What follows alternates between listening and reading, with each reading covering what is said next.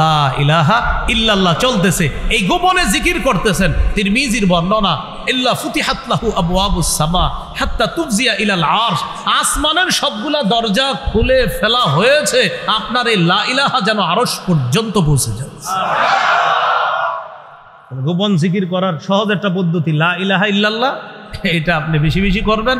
আমাদের সালাফগণ এই পদ্ধতি অবলম্বন করতেন যে মানুষের সামনে কিভাবে অনর্থক কথা থেকে বাঁচা যায় এমনি থাকবেন। হারা ভাববে হাকুরা রয়েছে, আসলে তো আপনি লা ইলাহা ইল্লাল্লাহ পড়তেছেন, যেটা পড়তে ঠোঁট লাগে না। এই কৌশলটা ইনশাল্লাহ আমরা কাজে লাগাবো তো ইনশাআল্লাহ, আল্লাহ তৌফিক দান করেন। সূরা আরাফের 205 নম্বর আয়াতে আল্লাহ বলেন, ওয়াযকুর রাব্বাকা ফি নাফসিকা تضرعا وخيفة ودون الجهر من القول بالغدو والآصال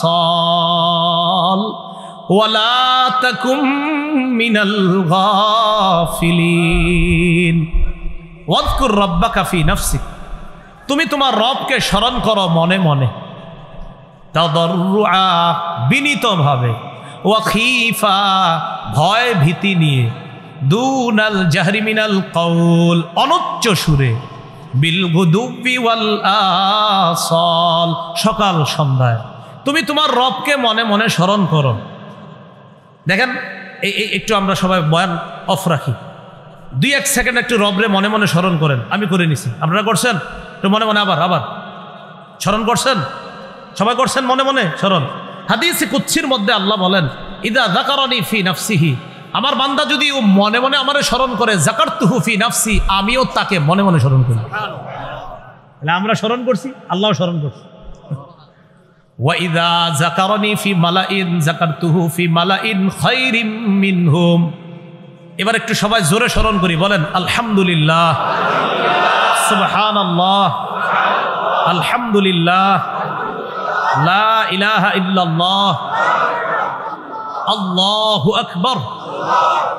এবার কি আস্তে স্মরণ করছি না জোরে? আল্লাহ বলে, ওয়া ইযা যাকারানি ফি মালাইন যাকারতুহু ফি মালাইন খায়রিম মিনহুম। আমার বান্দা যখন আমাকে কোনো মজলিসে স্মরণ করে, আমি তাকে ওই মজলিসের চেয়ে উত্তম মজলিসে স্মরণ করি। তাহলে লস নাই, মনে মনে করলেও লস নাই, মুখে আল্লাহরে স্মরণ করলেও লস নাই। যেইভাবে স্মরণ করব রবকে, রব আমাদেরকে ওইভাবে স্মরণ করবে।